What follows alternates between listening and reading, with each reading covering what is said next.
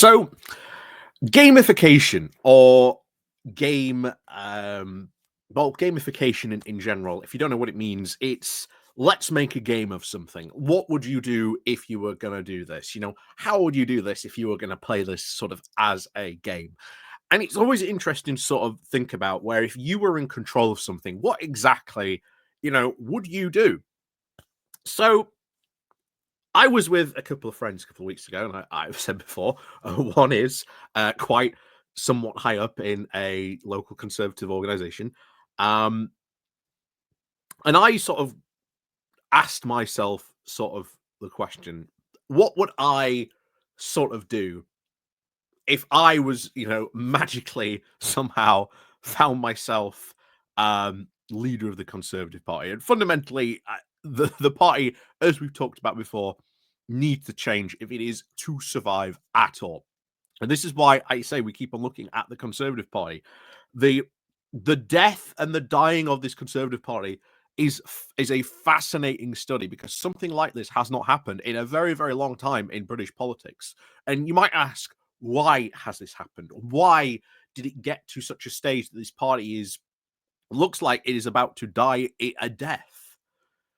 And there are multiple reasons, but one in particular is the refusal to admit the demographic changes, social changes, a ton of different things that have gone on that have currently changed the fabric really of UK society have happened. And the Conservatives have just not adapted. As far as they are concerned, if you really think about it, they have not changed since, well, technically, I would say really since the Cameron days. And even then, what we have seen, a big part that has caused a lot of this furore in the Conservative Party is the changing to the Cameron ways. To know we need to go back even further. This is why all of a sudden with Kimmy Badenoch, they're talking about her being this new Thatcher-like figure. Oh, how wonderful she's going to be. And I've said before, what is Thatcher like about her? You know, I don't like Margaret Thatcher, but at least she did have, some political acumen. She actually had some political sense. Bear in mind, already on Conservative Home,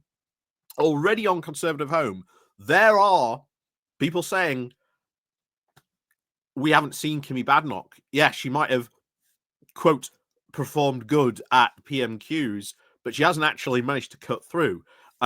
It's just a complete scattergun approach. So you're already starting to see a lot of people in the Conservative Party hoping that she would hit the ground running, and she certainly hit the ground, just not running. I think for many Conservatives, that is the appeal. Was hopeful the appeal that many have voted for her for, that she would go in, be this like all guns blazing, party leader and set them in opposition. But the reality is that hasn't happened because Kimmy Badenoch's genuine stance, her biggest trouble is either this. She either A, has to find a way to make her look like a government in waiting. Like that should be her number one priority. Make yourself look like a government in waiting. Keir Starmer did that. He achieved that. He made the Labour Party look and sound like a government in waiting, that it was ready and raring to go. Kimmy Badenoch has had no plan put forward about that, what policies she's going to pursue, anything like that at all.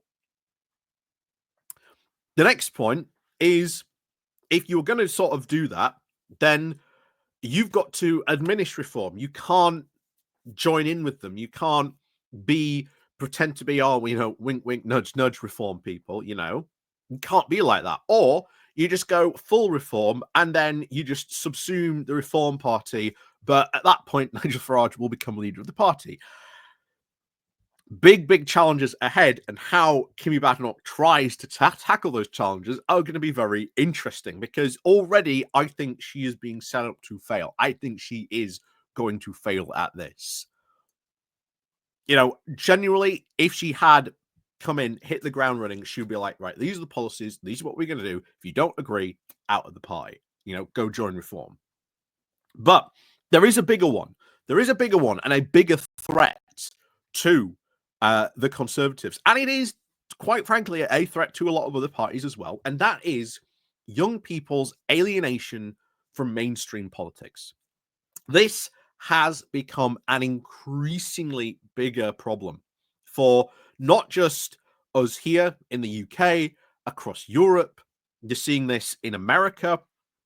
Bizarrely, of course, in America, you saw young people vote for Trump.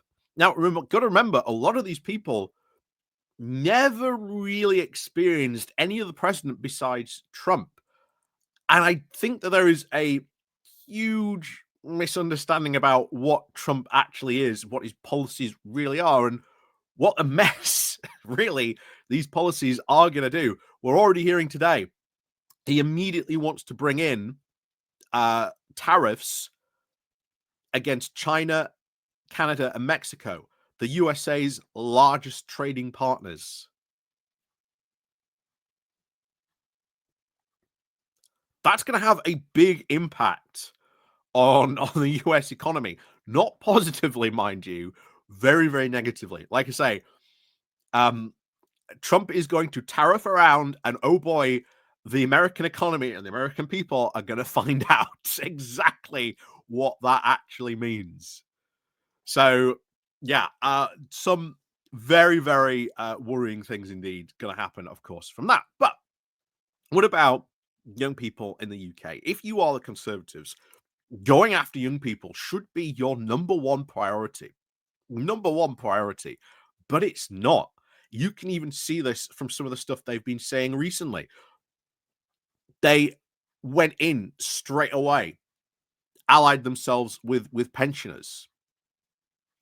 Doesn't really appeal to young people, certainly appeals to their base. But remember, that base is dying off very, very quickly.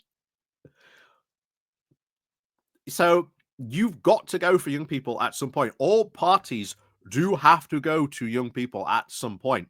And this is something that has been a big, big, big, big issue.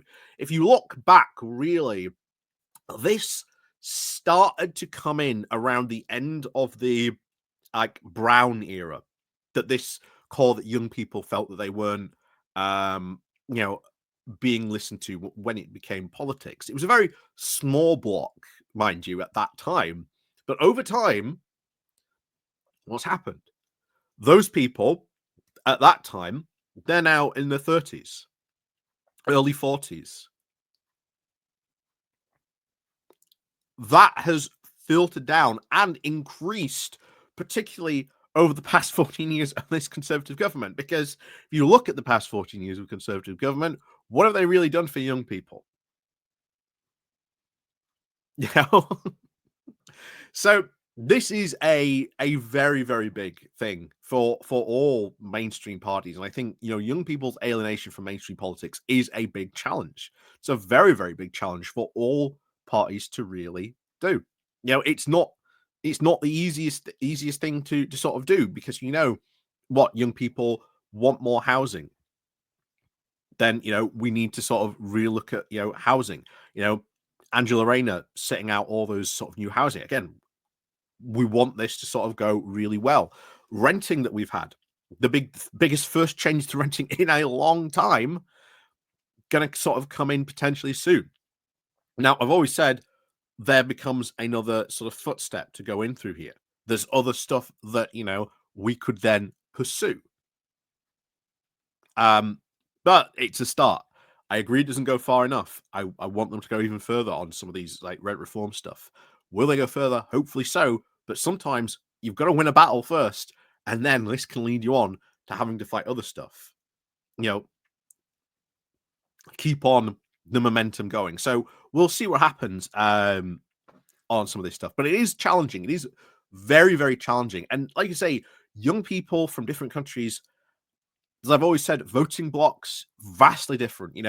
If you picked someone from like a young person from America, the UK, maybe like a couple of different European countries, You would find some overreach, there would be some, crossover, absolutely, but you'd still find them very, very different things and voting for different things of what their priorities were. Because the, the voting blocks around the world, around sort of Europe, always very different, always constantly changing. I think that's one of the biggest challenges, really, that we are going through somewhat of a big sort of change on this, and it's what happens at the end of this. What do we see? Are we just going through, another cycle of big sort of, civil turbulence? Because this wouldn't be the first time in history we have seen um this type of different sort of, civil change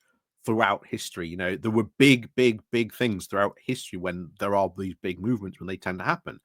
Sooner or later they do settle down, most because politicians do react to them in some of these cases. So we'll see what happens, but you know interesting times ahead. I think we'll all agree, very interesting times ahead. And I think young people, um alienation from mainstream politics is not an easy question to solve. People like say, oh well, just do this.